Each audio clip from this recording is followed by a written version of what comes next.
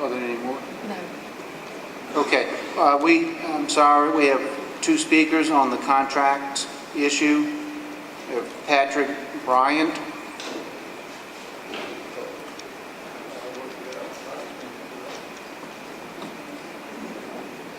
And Adisa Lois Adams.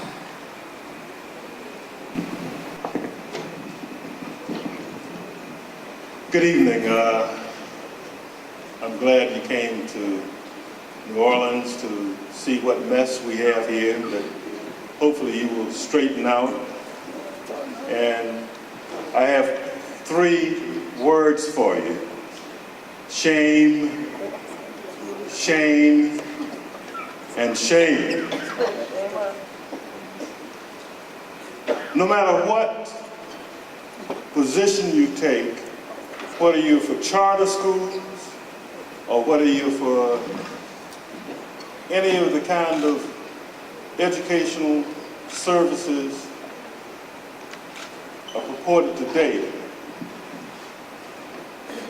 if you are for good government, you have to be for accountability with money. The word is out. RSD is not accountable. Where is our money?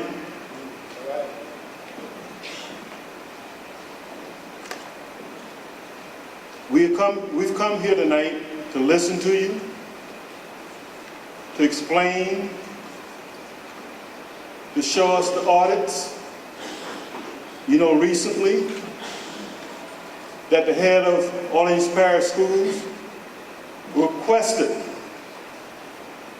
that the Office of Homeland Security conduct an audit on your operations, and we would like to know where every penny of that is. You hijacked our schools.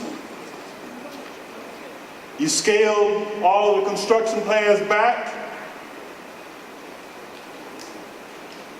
because you have lost count of the money. We know the inside story, and it would behoove you to come up, to fess up, and tell the public what's going on. Sir, please wrap up your comments. Thank you. I'm finished. One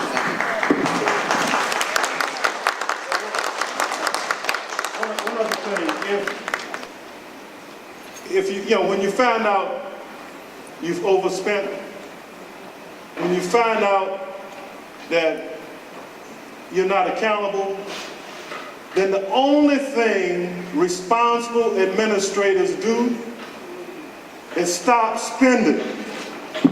You should stop spending immediately. Ms. Lois Adams. I'm only going to ask the question, one question, and then defer the remainder of my time to Pat Bryant.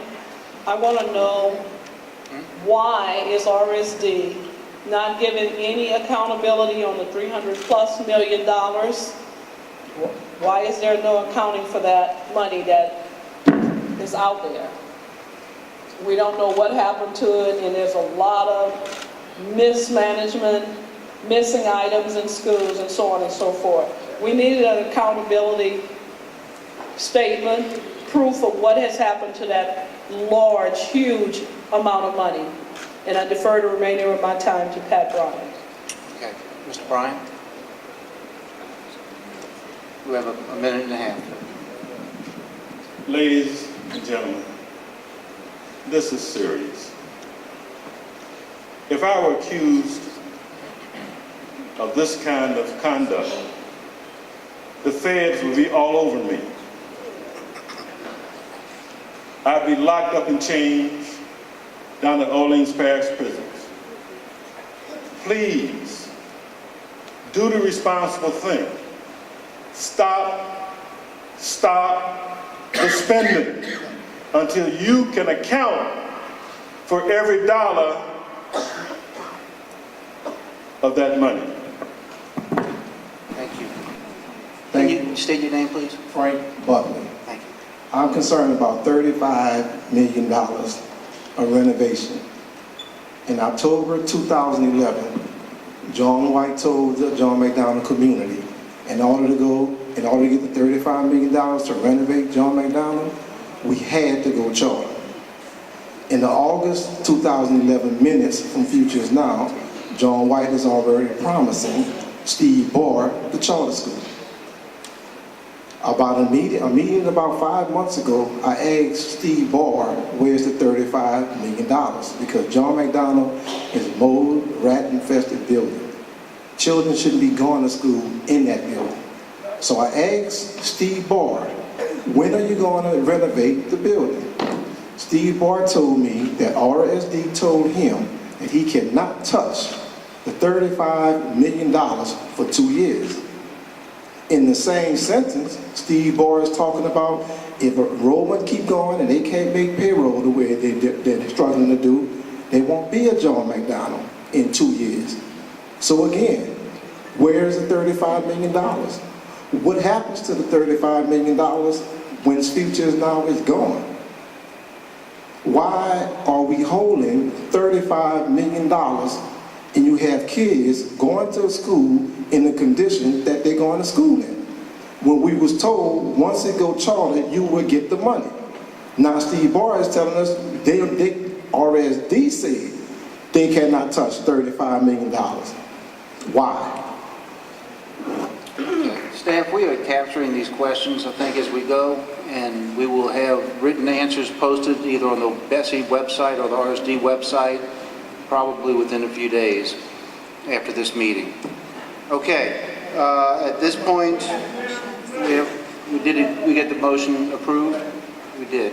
Okay, we're going to get a presentation now from Superintendent Thank you, Dobar. Mr. Chairman, committee members, and good evening to the community.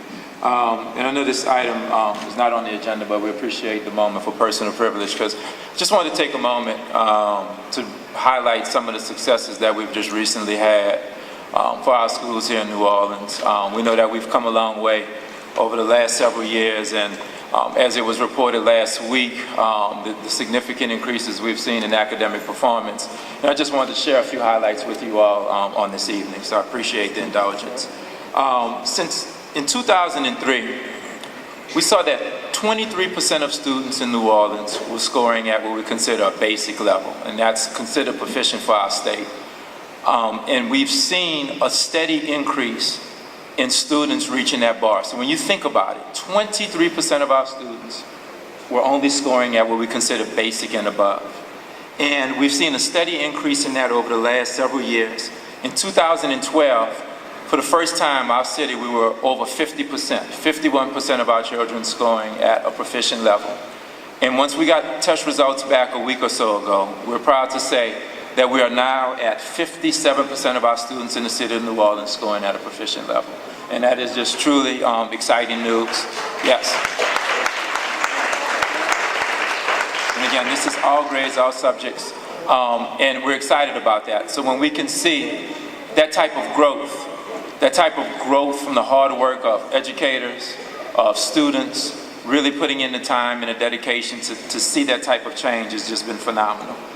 When we look at the breakdown as far as RSD schools compared to the rest of the state, we've continued to outpace the state during that same period of time. In 2008, RSD New Orleans schools again were scoring at 28%, basic and above, where the state average was 60%. 2012, we jumped to 51%. The state was at 68%. 2013, we're now at 57%, and the state only grew 1 percentage point to 69%. So we're definitely closing the gap as far as growth compared statewide. Again, phenomenal growth. Growth that we've not seen the likes of from a consistency standpoint statewide. And when we talk about that, we really feel like our performance is especially strong for our 4th and 8th grade students. And so for oftentimes when folks feel like, well, we're putting too much pressure on kids, or we're putting too much pressure on administrators, to see this type of performance and achievement and them rising up to the standards that we've set And albeit the standard is not probably as high as many of us educators feel it should be. And so with that, we know that we still have a lot of work ahead of us, but we're truly proud of the progress that we've made. When we talk about closing the achievement gap, we see that in 2000, 25% of students in New Orleans, again, basic and above, 51% for the rest of the state. Today, with the state at 69% and us at 63%, we've closed that achievement gap. We're on a trajectory to where we could surpass the state, if not next year, then definitely the following year as far as growth. But we want the whole state to grow. We hope that the work that we're doing here will inspire schools not only in New Orleans, but in areas all around the state to continue to make the most of the precious opportunity we have to educate our young people. When we talk about just some of the RSD schools, just in particular, the direct run schools, we wanted to focus on college and career readiness. You know, we heard just right in this auditorium almost a year ago that we wanted to do better in our direct run schools, particularly our high schools. In 2012, 83%, for this 2012-13 school year, 83% of our direct run seniors and juniors took the ACT at least once. In the past, that's significant because only college-bound seniors would take it. And so we really pushed our kids. We gave them ACT prep. We did a number of things, Princeton Review, to really not only have them just take the exam, but to do the best that they could on that. And so great job on our team to really provide that opportunity. And even more exciting to announce that the students that were seniors in our direct run high schools that were accepted to a post-secondary institution, that we've gotten 71% of our students that have graduated from direct run high schools into some type of post-secondary institution. So again, just phenomenal work, yes. Great work by our team, and we're truly excited about it. So we just wanted to have this opportunity to share with you, the board, to just really commend our team, commend our teachers, our students for that work that they've done, and for the growth that we've seen. And so I just want to, again, thank everybody for that. And Mr. Chairman, I appreciate the opportunity to share that with you. Okay, thank you, Mr. Delbar. No, you can put it in a comment card for one of the items on the agenda. It's a personal privilege. He can address things that are not on the agenda. So how can I respond? You can send him an email. He just sent me an email. No, sir. And then he doesn't meet with us, and he doesn't respond to our emails. We have no way of talking to Patrick Dobar. And all they're doing here, the same thing they do all the time, is just throw out some numbers that we just Send me a letter. I will respond to you. Call me. Your office number is area code 504-836-6500. You can call me anytime. at one of your high schools. Excuse me. Had a 13 Sir, we're not going to... Ma'am, thank you. Salutatorian had a 13 on your ACT. Your pressure, they don't have a vote. Send me a letter and I will get your issue addressed.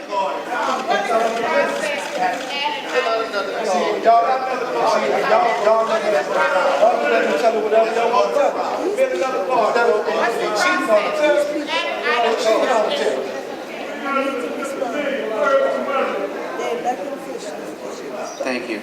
Okay, we have Ms. Hill. Yeah, I just want to just make a comment. And I sat here and I listened to Mr. Dobar, and he talked about how the RSD is doing such a great job. And what I want to say is, when you look at the numbers for OPSB, they have done tremendously well throughout this year. They had an 84% overall testing score as far as this group. So I just wanted to make that point. So we're going to give kudos, we need to give kudos to everyone who's doing well. And when you look at the RSD, and what really frustrates me is that even when you look at the growth, we have schools throughout our districts, even within my district, that have shown tremendously growth within the traditional public schools, but we still want to label them failing and take over and send them to the RSD, while our kids are still failing and they're still F schools, and we continue to give them low-performing scores, and then charters come in and take over, and they're still not doing great with our children. And so I just wanted to make that comment because it really frustrates me as a board member when I see these numbers and I go into these schools and they're not doing what these numbers are indicating that they're doing on paper. So I wanted to make that statement.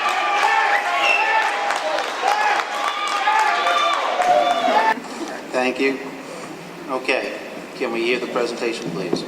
Sure. My name is Gabriella Figuetti. I'm the Executive Director of Student Enrollment for the Recovery School District, and I manage with partners at the Orleans Parish School Board the One App enrollment process.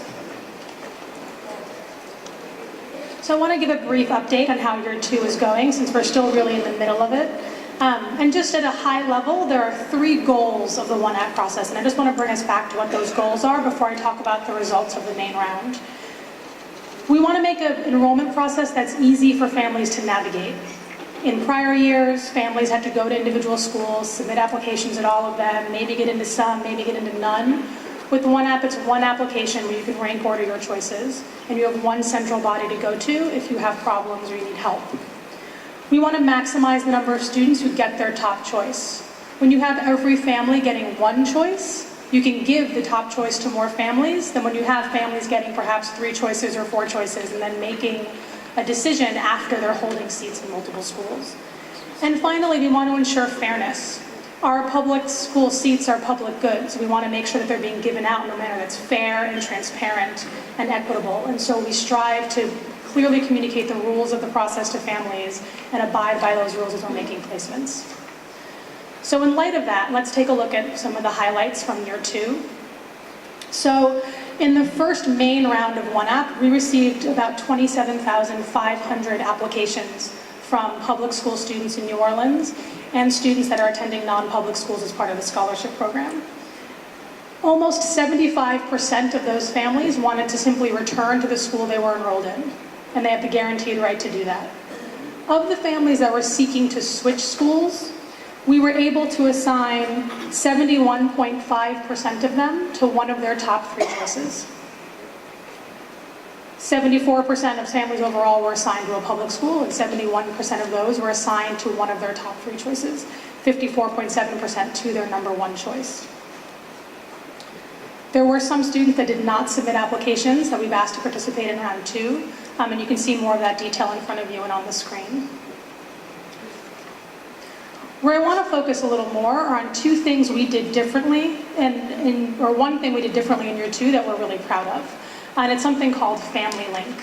We heard loud and clear at the end of year 1 that families who were seeking to move siblings concurrently, so had 2 siblings perhaps in one school, wanted them both to move to another school, where there wasn't another sibling to give them sibling priority, and siblings got split perhaps into 2 different schools as a result, that was really frustrating for them. And so we sought this year to create a way for families to indicate to us that they wanted their children to move to the same school, and we called that Family Link. And so what we saw this year was that there were 670 siblings that were linked into family units, trying to move together to a new school. And with Family Link, we were able to match 80% of these family units together in a new school. When we ran the student assignments without Family Link to see what would have happened to these units had we not put this policy in place, what we found was that less than, at 64% of them were matched together. So by introducing this new policy, we were able to keep about 100 siblings together. That wouldn't have happened had we not done this policy. So we're really proud of that. It came directly from parent feedback at the end of year 1 and was a big change in year 2. The other information I'm providing is just some of what were the most popular schools. So we can see that Baby Ben, for example, was a really sought after elementary school here in New Orleans, and it was really amazing to have OPSB at the table with us, in the process with us, and that school be listed among parents 8. We're not done with One App yet. We're actually right in the middle of round 2, so the deadline to submit a round 2 application for families that were either new to New Orleans or wanted something different than what they got in round 1 was last week. Families will be notified of their placements the week of June 17th. We've received about 3,500 round 2 applications, so most families, by and large, the majority of them, are happy with what they received in round 1 and did not participate in round 2. After round 2, there was one more summer round, round 3, which launches the week of June 24th. And finally, a quick peek ahead to year 3. We're excited to be adding 8 additional schools to One App, which is huge for families who want to access these schools just on this one application.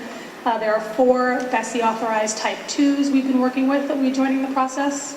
And then there are 4 schools under the management of OPSB that will be joining. 2 of them because they're newly opening this year, and 2 of them because they're receiving new charter contracts. I want to thank you for the work, and I know that, that this is an improvement, and so I appreciate it, especially the family link and seeing if families can stay together. I know, this is really challenging work, and so I'm curious as to what your struggles will continue to be. I mean, those things that you're continuing to think through as we make this system even better in years to come. I think the biggest challenge that we continually want help with is how we ensure that families have the information they need to know how to interact with the system. So it is streamlined, it is easier to access, but it is a lot to do. We have a parent's guide, we encourage families to go on school tours, we have, the Urban League puts on the School Expo, but ensuring that every family has access to the information they need is a huge challenge and a place where we continually want to improve and welcome anyone's suggestions on In how this we can. process. We're certainly considering doing a survey, an anonymous survey, just to get a sense of families' overall experience with One App. I think your suggestion is a good one about specific school experiences, and we'll think about how perhaps we can do that.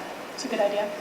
And getting siblings to be in the same place feels very important, especially when we think about many of the constraints that our parents have, traveling across the city and otherwise. Can you tell us, I think you mentioned this, but just to reiterate, what percentage of families, their siblings are in the same place? What will that look like moving into year 3 and beyond? So by and large, families get sibling priority, right? If you are happy with one child in one school and you just want another child to attend, you get sibling priority. Family Link was a way for concurrently applying siblings to be linked together and moved together. So I have the Family Link percentages here. I would have to actually spend some time to get a sense of how many siblings are actually together.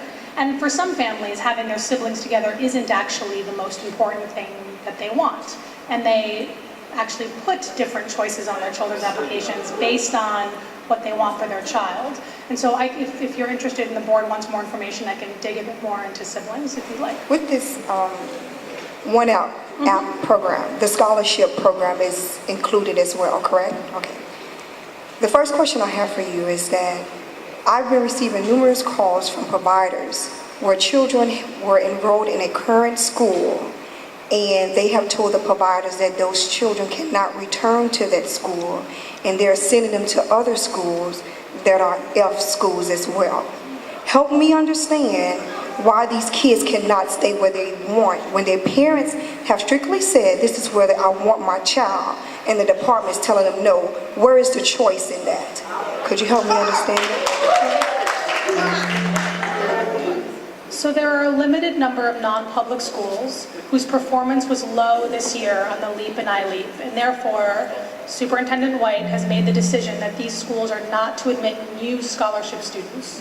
Scholarship students that have been attending are allowed to continue to attend, but new students are not allowed to enroll. And so for these families, we've actually spent, and I've done a lot of work with my colleagues in the LD on this, to reach all of those families and walk them through the process of submitting a new application.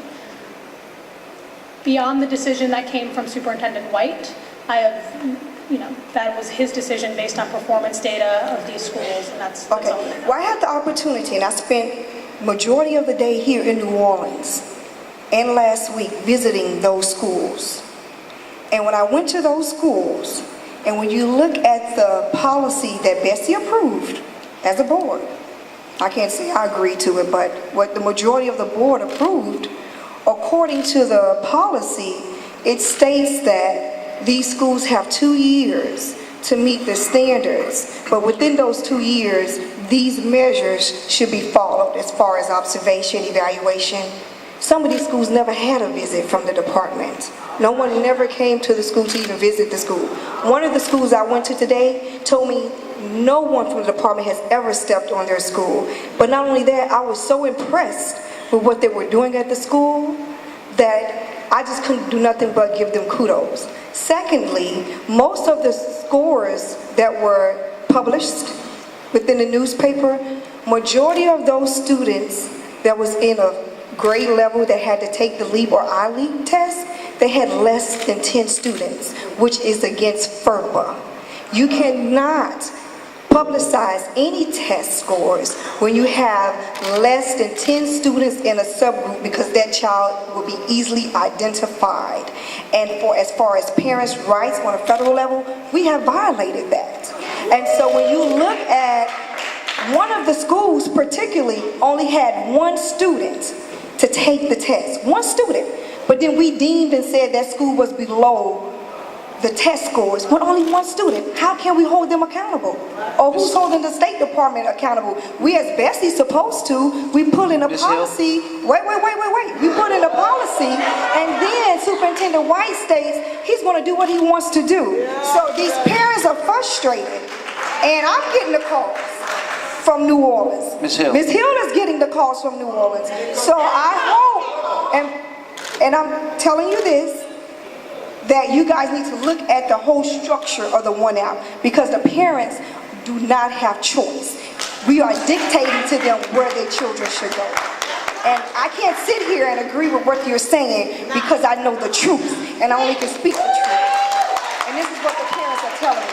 So we need to we need to look at this whole structure and try to figure out how we can truly give parental choice to our parents. And that's all I have to say. But Ms. Hill brings up a point about about us not adding more students to schools where our students are not being successful. And these are schools that are, where kids are receiving the scholarship. And so basically we're saying the children have not been as successful as we expect kids to be. And so we're not going to increase the amount of public dollars going to these schools. My question is, and so I see that you're not going to take kids who are already in the schools and pull them out, because I completely understand that could be harmful for the kids. But do the parents know? I think we do have a responsibility to communicate to parents, and like I said, I'm not sure you're the person to answer this question, but if my child was in a school where his needs weren't being met, or the school wasn't near as successful as I had hoped it would be, then I would want to know so that as a parent I could pull my kid out of the school to begin with. And so if you're not the person to answer the question, if you could direct me to the individual who can, I'd appreciate it. But Ms. Bophy, we're going to get a report on this from Superintendent White in a couple of weeks. Okay. Would you Yeah, I like can to wait get an answer straight from him? Yeah, I can wait a couple weeks. I just the think staff it's here, the RSD staff has an answer for that question. Well, yeah. I'll circle with my colleagues. I'll circle with my colleagues at the department to make sure that we have an answer to that question.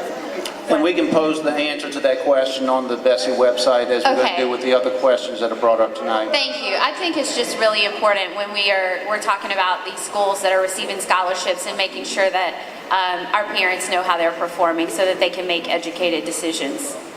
Certainly.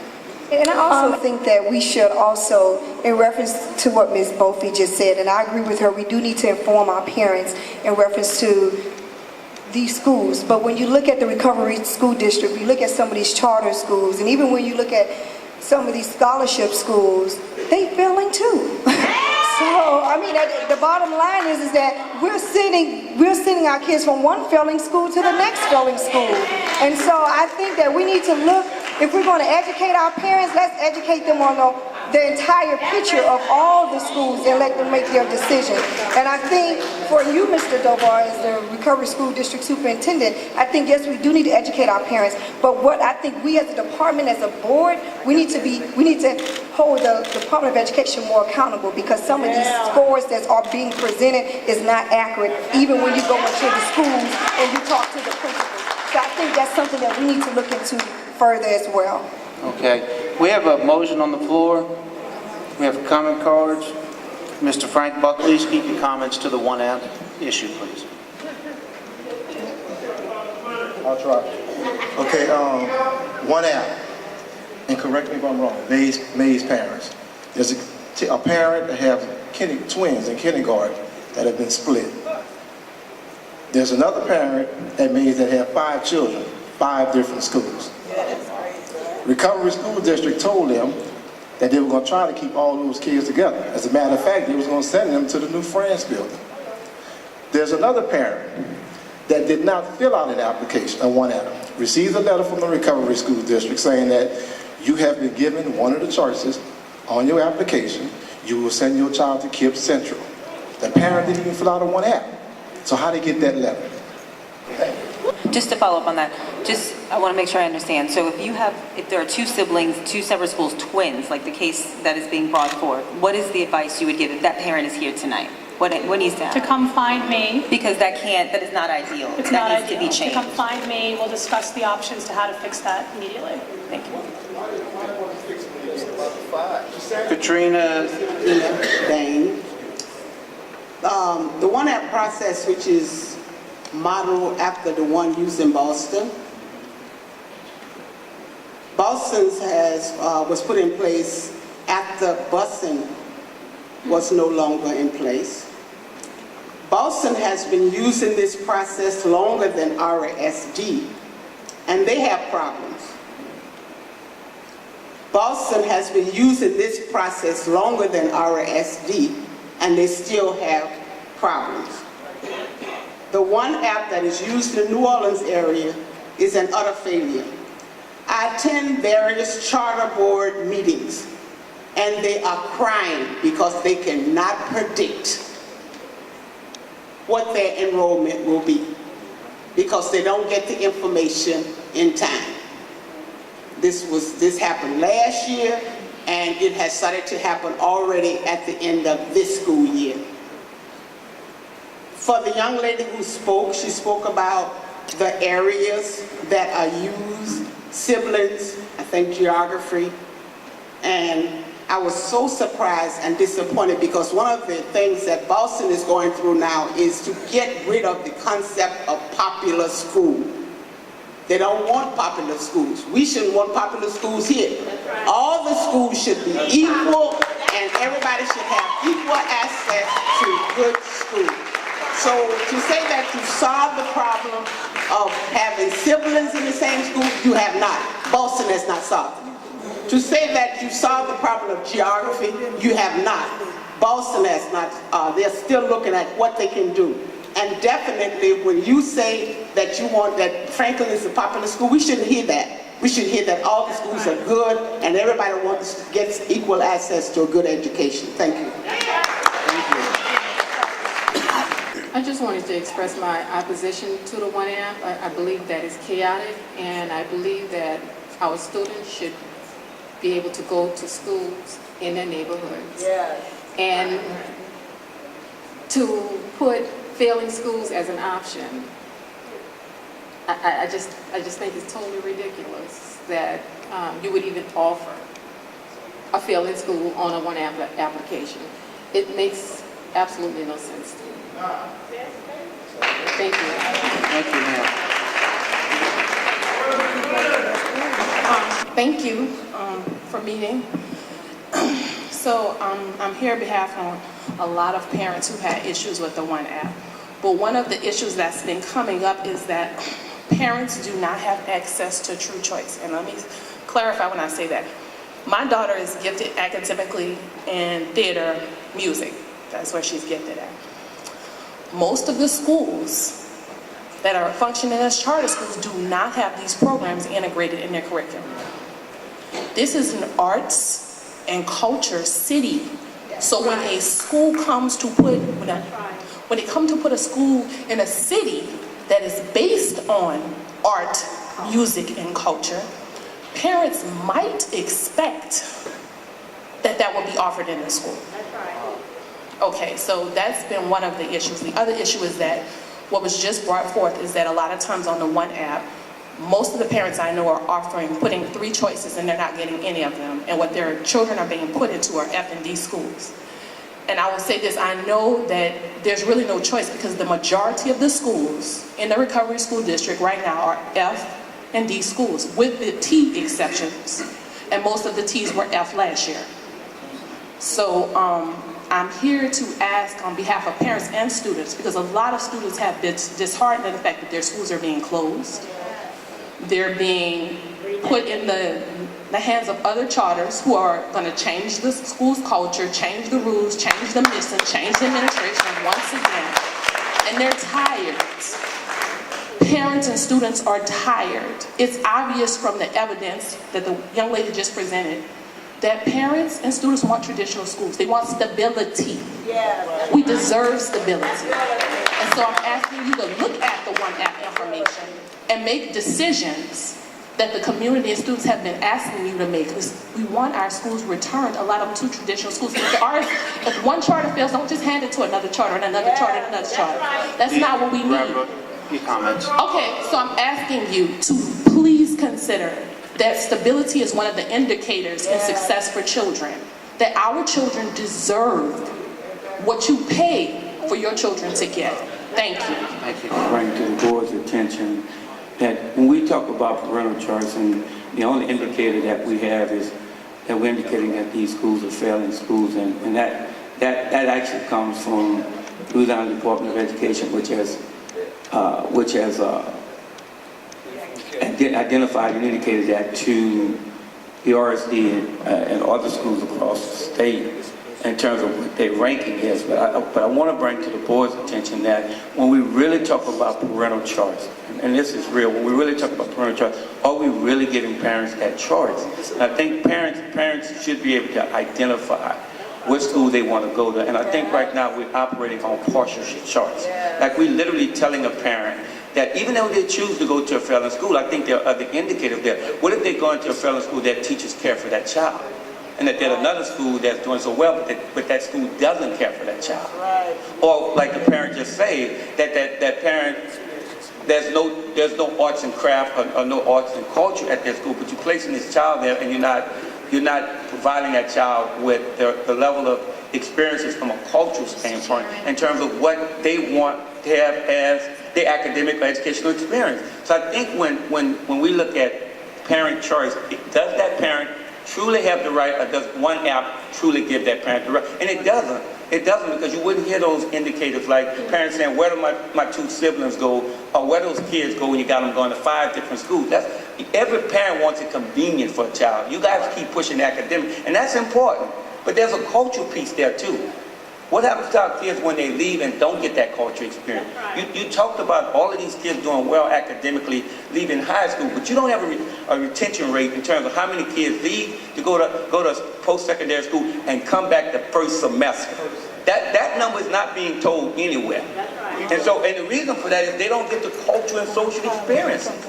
And I think we need to give parents the opportunity. I think we need to give parents the opportunity to be able to do that. He must wrap up and finish.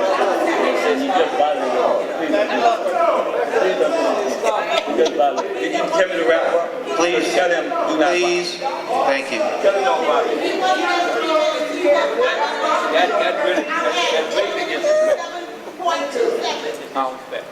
So, am I recognized or not? No. No? Okay. BESE Board. Good evening. Good evening. I'm here to talk about the One app because I'm curious. I've talked to many students who have looked at the application, who have looked at the letters they've received. Last time I checked and I got a grade, it was either A, B, C, D, or F. And I didn't get a T. What's a T? Please explain this to me. I got A minus or A plus. I didn't get a T. Another problem that's come up is that a student who was in maybe a good school, maybe a C, they get transferred to an F.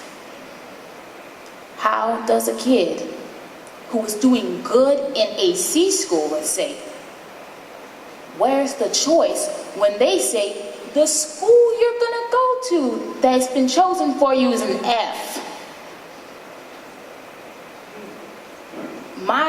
I don't think you would put someone, a baby, in an F place for babysitting. Yeah, a babysitter, your children. If you're a C babysitter, would you let them go to a failing babysitter? Or would you want them to go to a babysitter you know when you come home the child's gonna be all right? I'm asking you, I've come here many times, I'm coming again asking you to really think about us, the students, the youth. You say you think about us, but remember this. You put them in a bad place and you teach them bad, but they're gonna look at me and look at all of us when we act bad. If you want a dog and you train me like a dog, don't expect me to act like a person when it's done.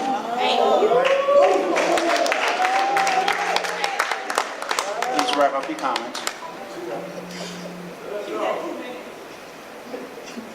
So I'm asking you, as a youth, as people who have supported youth, who have seen youth go down the drain, let's just stop this one app, please, if it's not working. And let's stop putting people in failing schools. Thank you. The next speaker is... Just to talk about the One App, just to show you some of the ill effects of the One App. The One App is causing students in schools to basically form what the media is calling as being in gang activity, but it's not gang activity. When you take a group of students out of one community and you send them all the way across town to another community where they don't feel safe, the kids, they're going to bring weapons with them. We've had issues like that, but that gets swept under the rug. But that is being caused by the One App. We cannot have kids in this city, and we said this to Paul Vallis, and Paul Vallis told us he didn't care.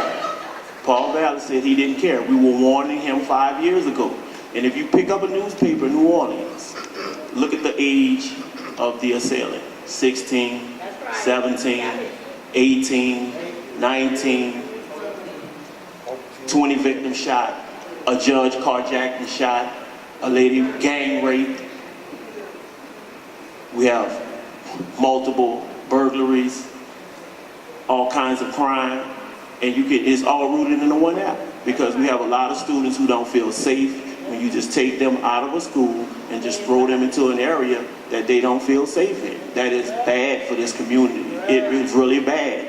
And if this continues, I hope you reap what you sow. I hope you walk out there one day and those kids that you're doing this to, I hope you come face to face with them. We have a judge of the city. He came face to face with what you guys are cooking up in this city, and it's bad. It is all bad. I see it every day.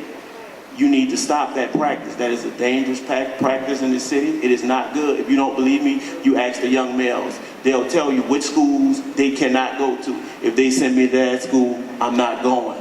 Why? Because I don't feel safe. And no one seems to be taking that under consideration. Please and wrap up your comments, sir. And lastly, I'll leave you with this. Also, the One App is being used as an engineering tool to engineer test scores. That's right.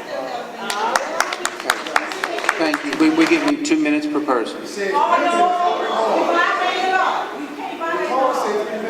We set it at 2 minutes.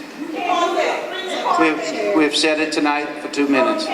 Okay, we have a motion on the floor, don't we? We have a second.